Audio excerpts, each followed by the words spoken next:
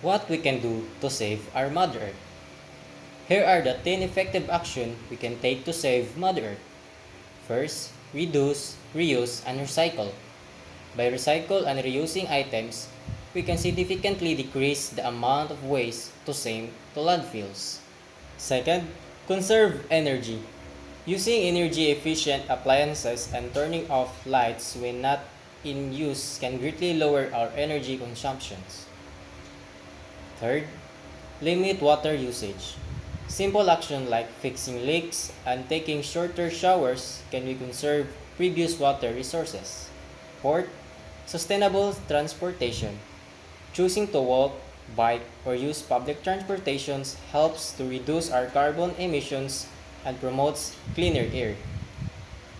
Fifth, support local and sustainable products. Purchasing locally sourced and organic food reduce transportation emissions and support local economies. 6. Plant trees and support reforestation.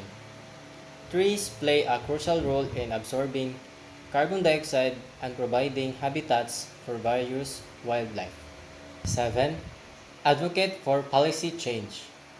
Supporting environmental policies can lead to larger systematic change that protect our planet.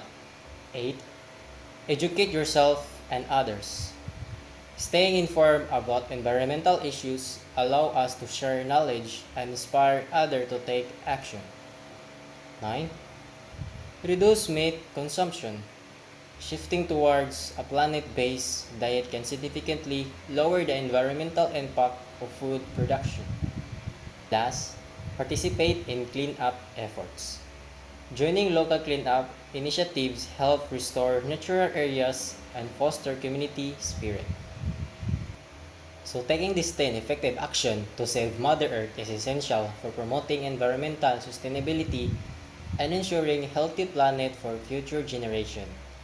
Each small effort contribute to reducing waste, conserving resources, and protecting ecosystem, ultimately leading to a more balanced and resilient environment.